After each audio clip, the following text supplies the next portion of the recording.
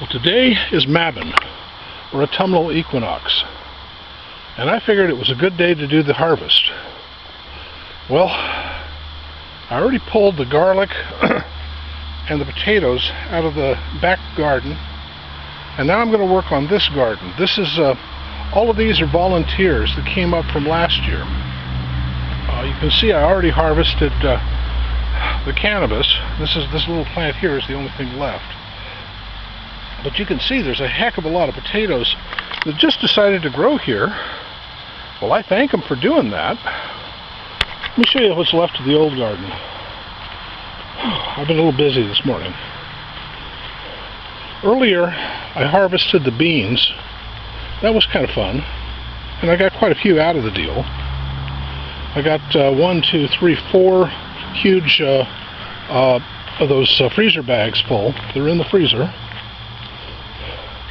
You'll notice this. This is a wilderness of carrots.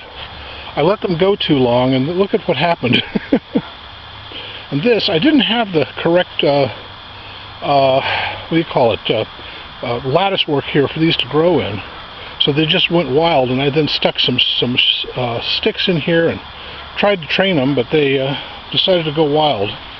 But I reached in here and picked what I could of them. There's a lot of them in here. You'll see it's going dead now. There's still a lot of them in here. This is what the beans look like, and they're just, yeah, that one's still delicious. The corn, well, that's what's left. I've been picking a few, and as you can see, I dug up potatoes here. Let's get the, yeah, that's some good corn. I'll pick that up. And these are all tomatoes. I think there's one bell pepper left in here somewhere. As you can see, this section went wild. I got to deal with this next year. Figure out a way of keeping these from going crazy. Oh gosh, let's see. Oh, that one. No, that one's spoiled. But this one, there's one. Oh, that is so sweet. That is so sweet. But you can see green onions and a cluster of some ripe ones. I'll take those in the house. Bees are still going after this squash, so it's doing its best to try and make a few squash before the freeze shows up. Yeah, over here I had a pepper, but I don't think I still have it. I don't know where it went. There was one over here too. Anyway, as you can see, I still have a few. If you're good at botany, you can see I still have some onions and garlic in amongst this mess. But I got sick.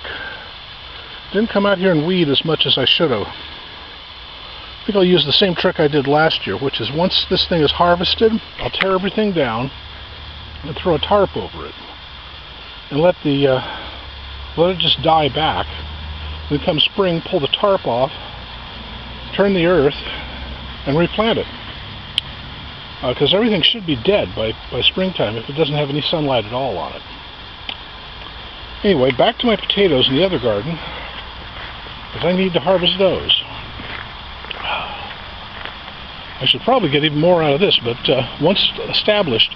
By the way, what I did, every time I went to the grocery store, if I was buying potatoes, I'd buy russets, or red, or yellow, or white, all sorts of different kinds. I always put 2 or 3 potatoes aside and let them start sprouting. And then I'd pull the eyes off of those and throw them in the garden.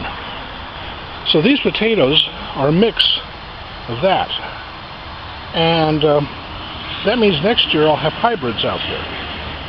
One of the problems with the Irish is they had a monoculture. They had a single breed of potato.